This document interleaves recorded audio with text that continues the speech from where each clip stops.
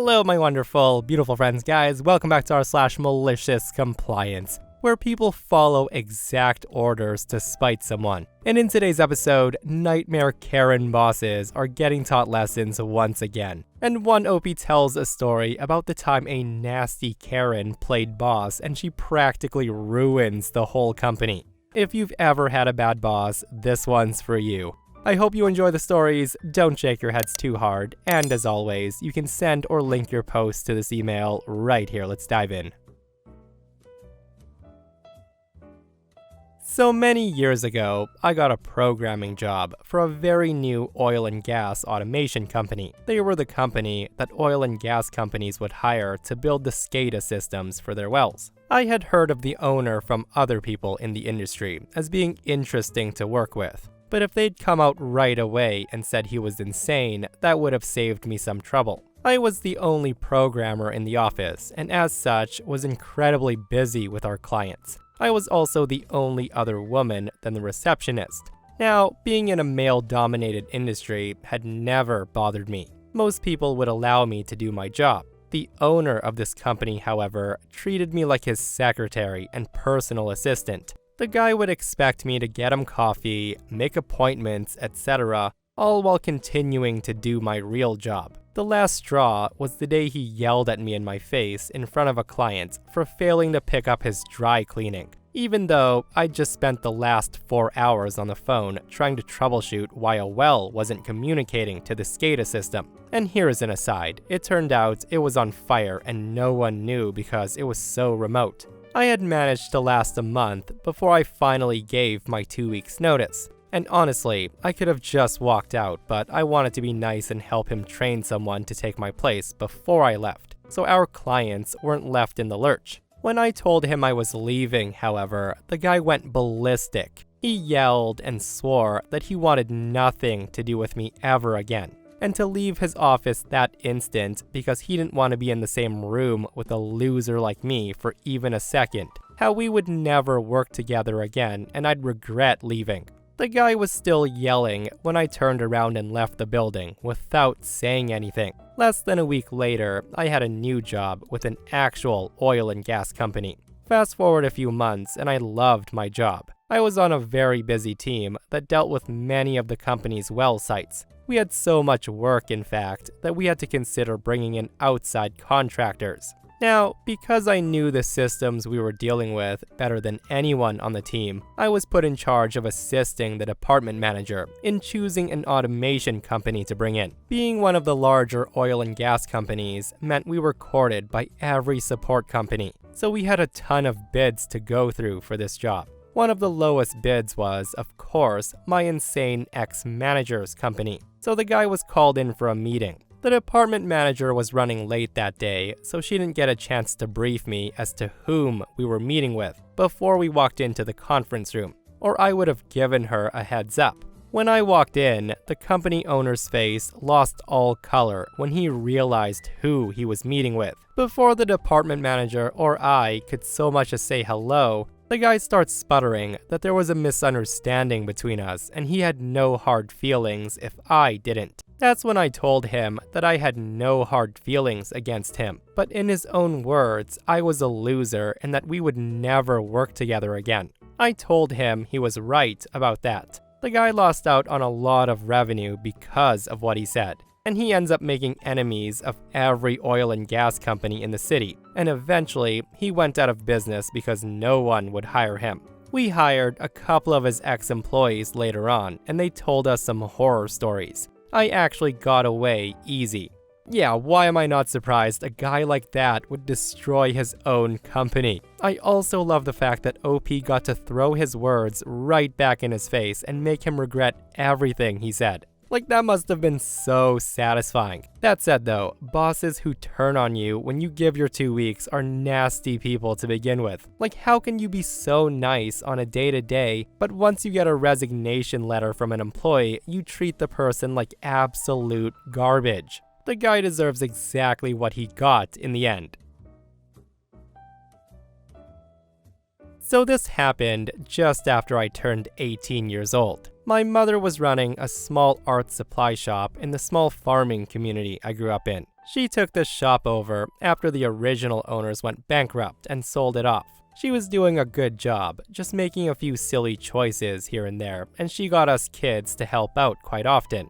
My parents were divorced, and one visit during the holidays, I had come up from my dad's to stay for about a month, and my mother had the amazing idea to teach all 3 kids about having a real job, and she printed up contracts for us to become employees under her. It was me, 18, my brother, who's 16, and my stepsister, who's 8. For my brother and sister, they weren't worth the paper they were written on, as they were under 18 years old. But because I was 18, it would have been legally binding, said my mother. So I filled it out with complete BS, putting my name down as Elvis, saying I served jail time for throwing cats into trees, drawing a cat as a signature, etc. And at that, my mother went nuts at me. She screamed that I was being disrespectful and childish. And when I tried to explain myself, I was told to shut up and not talk back to her. The conversation would go word for word like this. She said to me, "How could you do this? Why would you do something so stupid? You're an adult and this is a real job. I'm your new boss. Do you want to get fired before you even start?" And before I could say anything back, she says, "Shut up. I'm still talking. I'm not mom here, I'm your boss." After this, it was dropped, and everyone carried on working like normal. And then I start to notice small and stupid things that mom would yell at the kids for. They would come in from lunch 5 minutes late. They're in breach of contract. A friend would come in and talk to them for 2 minutes. They're also in breach of contract. If they want to go to the movies with friends and have a proper holiday for a day, that's right, you're in breach of contract. And this is when I decide to read the contract, as I didn't before, as I had no intention of signing it. And it was ridiculous. The pay was minimum wage minus travel plus food costs. There were no days off unless you were seriously sick. You were allowed a 30-minute lunch break in an 8-hour day. Also, no personal communication during work hours, no food or drink while working, and 1 bathroom break. Arriving late and leaving early would be penalized. These were the worst ones I can remember. So I decided that this was total BS, and I needed to teach her something. So I was sneaky and I rewrote the whole contract. It was now minimum wage with travel reimbursed, paid day off for something as little as a cold, 1-hour lunch break, personal conversations were allowed as long as I'm working at the same time, leaving and arriving 20 minutes late or early caused no penalty, and also, due to my IT knowledge from attending college, any hour that I do any IT-related work gained double pay, even if it was for 5 minutes, and the contract became void after 2 weeks. I then took this new contract to my mom, and I say, "Mom, I'm so sorry for being a pain about the whole contract." So I read through it, corrected some mistakes I could see, and signed it for you. Mom replies, "Oh, thank you. I'll get that signed immediately, and it will start on Monday." She then said to my brother and sister, "You see, this is good to learn. I purposely left some mistakes for you to find, but neither of you read your contracts. Always read your contract carefully." Sure enough, Mom signs it without reading it. She then gave me a copy, and I was employed for a few weeks. When it came time to hand in our hours and get paid, my brother and sister went first. They got their $5 and they were happy. When my turn came, I hand over a notebook with my detailed notes on every task I did, how long it took, and in the end, a bill for about $300. As I had done a lot of IT work and overtime to troubleshoot issues on her crappy computer. My mom then hands my $5 over, and I tell her, "This looks a bit light, Mom." She says, "No, you get $5 because..." She then goes through the rundown of the old contract's billing. I say, "Yes, but that's their contract. That's not mine. Check the notebook and contract." Mom checks the notebook and she's gradually getting more pissed off. She then says, "I'm not paying you this. This is ridiculous."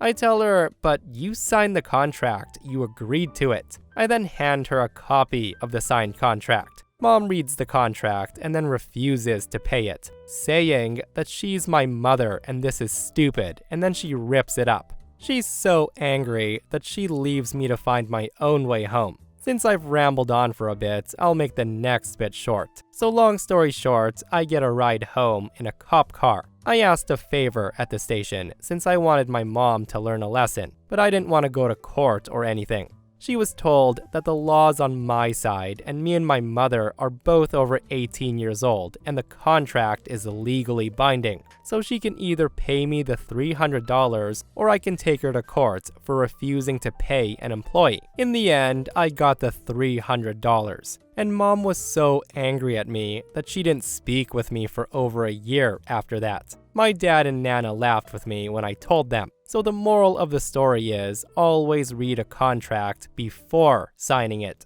What a brilliant malicious compliance that was, and Opie's mom should have listened to her own words. But yeah, she doesn't sound like a great person at all, does she? Like, I do understand teaching your kids the real world, but having them sign work contracts that would violate labor laws is wild. No sick days, 1 bathroom break per 8-hour shift. You get paid minus travel time and food. Oh my goodness. The kids were basically working for free. I worked minimum wage as retail everything. I mean, I was half manager, half cashier floor worker, half inventory. What I'm trying to say is, I did too many things. But this was a small business. It was a mom and pop style shop. There were only 3 of us at the time running the whole operation. These were family friends, and I felt I had a responsibility to this family. Minimum wage wasn't enough for a stranger, but it was enough for me for a while. After 3 years, I had tripled their business profits. I know this because one of my many tasks involved balancing the books. I knew exactly what the sales numbers were, I knew the profit margins, I knew what our inventory cost, I even knew our landlord on a first-name basis, and I knew what bills were paid. I was good at my job. This store was like my family, and I made them proud. My wage had not increased in those 3 years, but looking at the numbers, I thought now was a good time to bring it up. So I did. This was November entering December. I asked for $1 more, and my boss agreed. Well, that December, my boss forgot to pay me. I had nothing to cover my Christmas holiday. The next month, he didn't mention it at all when I returned to work after the holiday. I had to remind him that he was nearly 7 weeks overdue. When he finally paid me, he didn't include the raise we agreed upon, so I brought it up again to ask for clarification. He sat me down in the back room and he told me he couldn't believe how demanding I was, that in all of his years, he had never seen someone act so rude and disrespectful to their elders. If we were strangers, I'd have left on the spot, but we were family. I was in tears and also very, very, very angry. He then wanted to go on his own holiday. He wanted to go for 3 weeks, but to teach me a lesson in respect, he also wanted to slash my hours. On top of that, to spite me, he then hires a new employee to cover the hours he was cutting from my schedule. He made me train the new girl for him to teach me respect. After the training period, my shifts went from 4 days a week to 1 day a week. This way, he could give me a decent raise on paper, but pay me a quarter of what he did before. And this new employee accepted the lowest minimum wage. I didn't object. As a last-ditch effort to save the business, I offered to spread my shift out and come in for 1 hour at the end of each day to check the new employee's numbers, but he refused. He wanted me to feel bad, and I did feel terrible for my boss. As hard as I tried, the new employee had never understood numbers. I had tried and failed to teach her how to calculate the sales numbers at the end of each shift. This poor girl was straight out of high school, and she had too many other subjects to think about. If we had more time for training, she probably would have learned it, but my boss cut my hours way too short for me to go in depth about it. And who was I to argue with his schedule? That's why, when he went on holiday and I couldn't be around to check the girl's work during the rest of the week, the business lost money, a lot of money. On the days I wasn't scheduled to work, thousands of dollars in sales went unaccounted for. Hundreds of dollars of cash were miscounted, and numbers were typed incorrectly in the computer system, rendering the inventory counts useless. After 3 weeks, the boss returns to an absolute mathematical nightmare. The sales numbers from my 3 days of work were perfectly accounted for, and 3 times higher than what the system reported we sold the rest of the week. Although, who knows what the real numbers were. This of course made him angry, and he wanted to teach me a lesson in humility. In my last full shift, a customer tried to return something large, and I told them our store policy to the letter. Only my boss had the power to return that item. To make sure it would be returned properly, I did write a note on the receipt that they had tried to return it to me, but I was following store policy and leaving it for my boss to handle when he returned from his holiday. Apparently, according to the angry reviews left on our social media, he refused to accept the return, and he told the customer that she was a stupid idiot for believing me. In my next scheduled shift, I asked him point blank if the review was true, and he laughed about it. He told me that he was just showing all of us who's boss. He admitted to the whole thing. He also mentioned that he was giving me more hours as a reward for all of my hard work. He wanted me to come in every day from now on to review all the numbers. And that's when I came clean. He had given me a lot of time off in the past few weeks, and during that time, I had found a new job. I made it clear also that I had never once disobeyed his instructions or broken store policy. Every action I'd taken had left a paper trail. However, he had broken every single agreement that he had made with me. My payday dates, my wages, my scheduled hours, things that could be proven by my expert paper trail to our Ministry of Labor. And his behavior and comments around customers were posted on every social media review, which he admitted to, so I knew exactly what he thought of me. I was only there to hand over the keys to the store. He literally cried. He couldn't look me in the eyes. And a part of me is sad because for a long time, we were family. Since my departure, reviews of my old family-run shop have absolutely tanked. Business has never been the same. Meanwhile, my new job's incredibly awesome. My hours are solid, my benefits are excellent, and my rates are triple what I made before. And I wouldn't be here if I hadn't followed instructions to the letter. I've learned so much about respect. Oh gosh, I think we can all agree that people who demand respect like the owner did deserve absolutely none. And I'm glad business was never the same after OP left. But yeah, some family friend that was, right? And it seems like it was so one-sided. And it just sucks how some owners never recognize the good employees until they're no longer there. It also makes me sad that OP dedicated so much of their time and effort to help out that boss and was severely underappreciated, even treated like just another number in the end. So here's a bit of backstory. When I was at this one job I worked, everyone was kind and nice, and we were just a great team. We had a chill management team apart from one, who let's call Judith. Now, Judith loved writing people up and making our lives hell. Although she was just an assistant manager, she would always jump at the opportunity to manage our team for a few days if the main manager was off. Let's call this main manager Bob. Now, Bob was an easygoing person. You wouldn't really see him that often, but he was overall chill. Now, we could always handle Judith, as any complaints or write-ups etc. that she processed had to be approved by Bob or the regional manager, who we'll call Joe. And Joe was the coolest guy ever. He was super rich too. Now, Joe wasn't just a chill manager, he was also a really great guy. He would bring us all out for beer on someone's birthday, and he would approve basically any vacation request and PTO. Overall, he was a lovely boss. Now, my job was a pretty important tech job. I was in a sub-department with 4 to 5 people, and we made sure that the major systems were up and running. The product inventory system, the point of sale system, the website, etc. We also controlled the servers that were connected to them all. What we didn't manage was the employee systems, email, ticketing, employee portal, etc. That was all another sub-department. Now, as I was saying, we could all handle Judith because basically, none of the crappy write-ups and complaints got listened to by Bob or Joe. Now, on this particular month, Bob was celebrating his 35th anniversary, and Joe was sick in the hospital. The worst timing, I know. We all mentally prepared ourselves for Judith's wrath.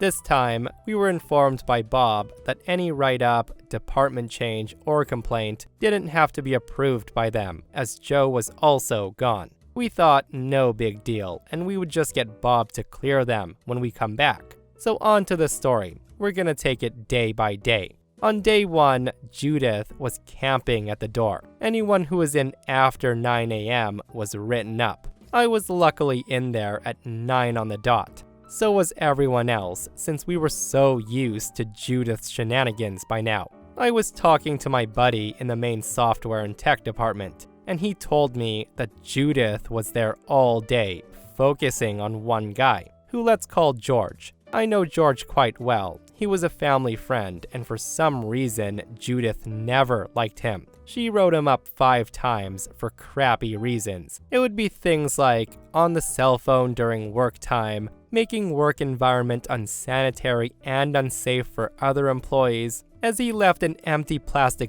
bottle on his desk, etc. On day 2, Judith was in our department today, focusing on my colleague who, let's call Michelle. Michelle's the sweetest person in the world, and she would never do anything to hurt or ruin anything of anyone's. She's a genuinely sweet person. Judith found nothing, and when Judith confronted Michelle, she said she didn't know what she wanted, and Judith filed a complaint for back-talking. Judith then hosted a department-wide meeting and told us that we need to stop being so rude to her just because she's a woman, blah blah blah. Well, that night, I sent a message to the management free group with everyone from the department saying not to engage with Judith, as we can't get written up by her for rudeness or disrespect if we don't talk to her. On day number 3, cue the malicious compliance. On day 3, we all come in. The day starts as usual. We all come in at the right time, so Judith had no one to write up. We head to our departments and we begin work as usual. Judith wasn't focused on someone from my department, so lucky us. At about midday, we can hear Judith going psycho at someone from the department that managed the employee systems because they weren't talking to her. She kept going on and on at him, but no response. Finally, Judith gave him one last chance before announcing the entire department is being suspended for sexism and disrespect. Our room was right next to theirs, so we heard everything crystal clear. And then, to Judith's surprise, everyone just gathers their things and leaves without a word. I didn't get to see the look on her face, but I bet she was livid. She then moves on to my department, and she came in, and she told us we have to do all the work for the other departments, as they're all suspended. And to her dismay, no one bats an eye. Out of the corner of my eye, I could see her face going dark red, until she gets up on a chair and she starts screaming at all of us, and then counting down from 10. All of us knew this was coming, so we slowly began to log out of our things and pack up, without being too obvious. By the time she got to 1, we were all ready to leave. And can you guess what was coming? If you said, "You're all suspended," you would be correct. We then left. I messaged one of my buddies in the other departments, and she did the exact same thing to his department. It turns out she did this to 5 out of 6 departments, and the one she left was the least useful department. It was customer services, and yes, it's also important, but not nearly as important as financial, development, etc. On day number 4, none of us went in, until we got a message from Bob asking why none of us are at work. It was the day he came back, and we told him we were all suspended. He then asked why, and we told him the genuine reason. He was absolutely furious at Judith, and he proceeds to call us all in for a staff meeting. It was basically front row tickets to Judith's downfall. He then proceeded to criticize her for all the false write-ups, accusations, and how she's barely done any of the roles that an assistant manager should be doing. And then he fires her in front of all of us. Judith costed the company well over $50,000, as some of our vital systems went down in the 6 hours they were left, without being switched onto auto mode. Bob made us turn all the systems onto auto mode, and then gave us Friday off. What an awesome man. What a malicious compliance that was, and I love how it only took 3 days for power-tripping Judith to get canned. Like, I just can't imagine a full-grown adult yelling at a person for not talking to them, let alone suspending an entire department for it. But guys, what absolutely gets me is Judith then walked into another department and she did it all over again. How in the world she suspended 5 full departments without realizing that that's not something you should be doing and that she effed up is way beyond me. What a next level power trip that was. So years ago, I worked in a semi-public sector job as a part of a successful team, helping make life easy for local businesses. Our team boss then took a good job in the private sector, and a new boss was recruited from a decent organization similar to ours in a different part of the country. She worked compressed hours, Monday to Thursdays, and she was off Fridays. A month or 2 in, I'd had no problems with her. Although, the new boss was quite particular about things being done her way, and she upset a couple of my colleagues by criticizing their work. We had a team meeting where the boss said that our performance wasn't good enough. We were arguably the best in the country, and that she wanted to be more involved in what and how we did everything to ensure better quality. So we should copy her to every client email so she can comment as needed before we sent another reply. Although this seemed inefficient, nobody argued, and I just asked her if I should wait until Monday for her to comment on any client emails received on a Friday. I can't remember exactly what she said, but at the end of the meeting, she asked me to stay behind, and then told me in a heated tone that my question was bullying behavior, and that it was unprofessional to ask the question in front of the team. And then she said my actions were the sort of thing that HR would see as grounds for dismissal, and that I should be very careful in the future. I told her that I understood. We then returned to our desks, where I wrote up every single detail of the entire meeting and interaction, and then sent it to the head of HR, with the explanation that as bullying was very serious and may not be reported by the victim, I felt duty-bound to report myself. I also laid it on pretty thick about being appalled by my unprofessional behavior, and the fact that my career was likely at risk, and I clearly had a desperate need for training and discipline to fix my dangerous ways. I also copied in my union rep. Within a day, me, my union rep, and my boss were with the head of HR, who, being by-the-book professional, could find no indication of bullying or justification for my fears of being an unprofessional bully in need of re-education. I was asked to leave the meeting. My union rep stayed in, and I don't know what was said, but within 6 weeks, my boss was gone. And that same week, the big boss called me in to thank me, as he wanted to get rid of her but hadn't known how. And that, my friends, brings us to another end of r/malicious compliance. Guys, I hope you enjoyed today's stories. If you did, hit that thumbs up, and if you're not subscribed, consider subscribing so you don't miss these crazy stories. And if you missed the last episode on the channel, it's an r/entitled People episode, where psycho Karens are running absolutely wild, and one Karen learns a lesson they won't forget. Guys, go check it out if you haven't, and myself and Stevie Boy will see you guys in the next one. We love you.